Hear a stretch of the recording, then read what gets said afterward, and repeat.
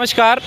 आज सुबह ही न्यूज़पेपर की सुर्खियों में था कि हरियाणा प्रदेश के अंदर जो बेरोजगारी दर है वो सबसे ज़्यादा है पूरे भारत में, और भारत की जो बेरोजगारी दर है उससे लगभग 5 गुना अधिक हरियाणा में बेरोजगारी दर है। कांग्रेस के युवा नेता हैं, प्रदेश अध्यक्ष हैं दिवांशु बुद्धिराजा हमारे साथ हैं, उनसे जानने का प्रयास करेंगे। वो लगातार विरोध प्रदर्शन भी कर रहे हैं। आने वाली सरकार में वो कह रहे हैं कि हम सभी युवाओं को रोजगार देने का काम करेंगे। नमस्कार दिवांशु जी। नमस्कार जी। क्या कहेंगे इसके बारे में? ये बिल्कुल आपकी कई बात। आज हरियाणा पूरे देश के अंदर बेरोजगारी की बात करें तो नंबर 1 पे है। 7 साल हो गए इस सरकार को बने। इस सरकार में सरकारी भर्तियों की अगर मैं बात करूं तो आए दूसरे दिन मीडिया के माध्यम से HPSC HSSC भर्ती घोटाले और जिस प्रकार के और जितनी सरकारी भर्तियां चलती हैं, या तो पेपर लीक हो जाते हैं या उनमें किसी तरीके की वहाँ पे पेपर कैंसिल हो जाता है। तो जितनी सरकारी भर्तियां हैं उसको तो छोड़ो ही छोड़ो, उसके अलावा 7 साल में इस सरकार में कोई भी ऐसी बड़ी MNC कंपनी जो कि हरियाणा के अंदर स्थापित हुई हो जिससे कि हरियाणा के नौजवानों को रोज़गार मिले, तो बिल्कुल ये सरकार 5 साल की मनोहर लाल खट्टर की और 2 साल की ये मनोहर और दुष्यंत की सरकार रोजगार के मामले में बिल्कुल विफल रही है। और जिस प्रकार से हाल ही में HPSC के अंदर जो इनके अधिकारी हैं उनके दफ्तरों में 1.5-2 करोड़ रुपए रंगे हाथ पकड़े जाते हैं, तो कहीं ना कहीं ये अधिकारी इनके ऊपर कहीं ना कहीं सरकारी संरक्षण है। इसलिए मनोहर लाल खट्टर जी जो जांच हमने बोली है कि इस मामले की जांच हाईकोर्ट के सिटिंग जज से कराई जाए या किसी इंडिपेंडेंट इंक्वायरी कराई जाए CBI के तरीके से, तो सरकार इससे भाग रही है। तो कहीं ना कहीं इसमें मनोहर लाल खट्टर जी की भूमिका पर भी सवाल खड़े होते हैं। आपने जिक्र किया कि कोई बड़ी MNC कंपनी नहीं आई, जबकि गठबंधन की सरकार है वो ये दावा कर रही है कि हमने कॉमन मिनिमम प्रोग्राम के तहत 75% का आरक्षण वो हरियाणा के युवाओं को देने का काम किया है। जो 75% आरक्षण जिस दिन ये लागू हुआ उसी दिन चंडीगढ़ के अंदर मैंने प्रेस के माध्यम से ये बात कहनी चाहिए थी कि वो 75% जो आरक्षण का बिल है वो सिर्फ और सिर्फ कागजों का बिल है।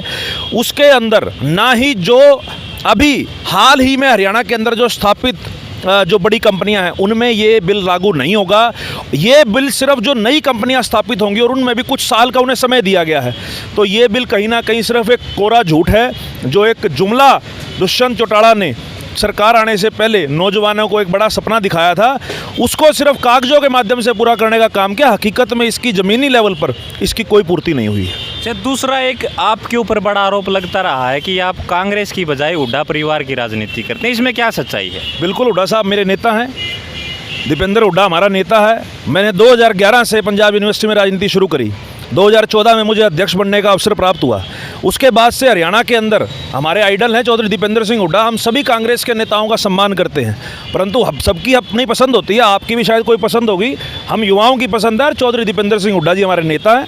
तो आप कहीं ना कहीं कांग्रेस से ज़्यादा दीपेंद्र हुड्डा को तवज्जो देते? बात कांग्रेस पार्टी की नहीं है, दीपेंद्र हुड्डा जी भी कांग्रेस पार्टी के अंदर हैं, पर हाँ कांग्रेस पार्टी में किसी न किसी आइडल नेता हम मानते हैं। किसी को चौधरी दीपेंद्र सिंह हुड्डा जी को अपना नेता मानते हैं, चौधरी भूपेंद्र सिंह हुड्डा जी को नेता मानते हैं। आने वाले समय में अगर कांग्रेस की सरकार आती है तो आपके पास क्या रोड मैप है कि आप युवाओं को रोजगार देंगे? देखिए जी, सबसे बड़ी बात जो 10 साल का हुड्डा साहब का राज देखा, आज आप रोहतक में खड़े हो, इस बात को कोई प्रमाण देने की आवश्यकता नहीं है कि किस प्रकार की खेल की नीतियां थी, किस प्रकार से बड़ी बड़ी कंपनियों को रियायतें देकर प्रदेश के अंदर स्थापित किया जा रहा था। जिस प्रकार से 2019 में सरकार आने से चुनाव से पहले कांग्रेस पार्टी ने अपना मैनिफेस्टो जारी किया था, उसी प्रकार से कांग्रेस पार्टी का मैनिफेस्टो जारी होगा।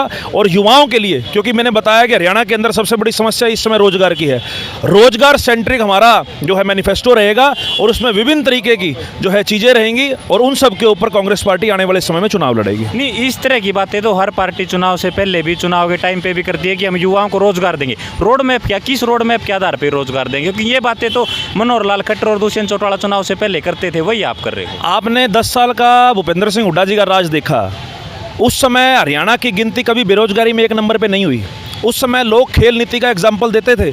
जो लोग स्पोर्ट्स के अंदर मेडल लेके आते थे, हुड्डा साहब डायरेक्ट उन्हें सरकारी नौकरियां भर्ती करते थे। और MNCs गुड़गांव के अंदर कितनी स्थापित हुई थी। आज गुड़गांव की शक्ल जाके देखो, 10 साल में गुड़गांव को न्यूयॉर्क बना दिया हुड्डा साहब ने। तो इस प्रकार की जब चीज़ें आती हैं, इस प्रकार का जब राज आता है, उसके लिए एक सोच चाहिए होती है, एक विजन चाहिए होती है, जो इस सरकार के पास नहीं है।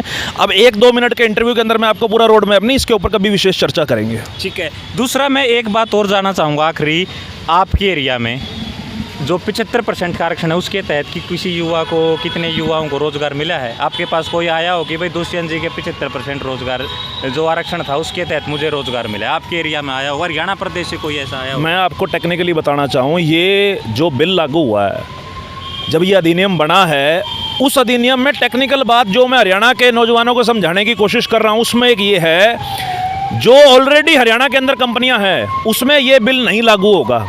जो आगे आने वाले समय में कंपनियां स्थापित होंगी, अगर होंगी तो ये उसके अंदर 75% बिल का जो है नियम लागू होगा।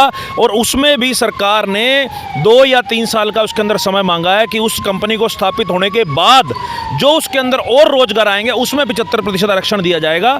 तो बिल्कुल कहीं ना कहीं ये सिर्फ कान इधर की बजाय इधर से पकड़ने वाली बात है। बिल्कुल ये जो बिल है ये कोरा कागज है, सिर्फ कागजों के अंदर ये सीमित है, हकीकत में ज़मीनी लेवल पर इसकी कोई पूर्ति नहीं है। तो ये हमारे साथ कांग्रेस के युवा के प्रदेश अध्यक्ष थे दिव्यांशु बुद्धि राजा। हर सवाल का इन्होंने बड़ी बेबाकी से जवाब दिया है। दर्शक अपने विवेक से काम करेंगे। अगर इनसे आपका कोई और सवाल है या आप अपनी राय रखना चाहते हैं तो कमेंट बॉक्स में रखें, दोबारा इनसे जुड़ के हम उसका जवाब लेने का प्रयास करेंगे। समय देने के लिए धन्यवाद। बहुत बहुत धन्यवाद।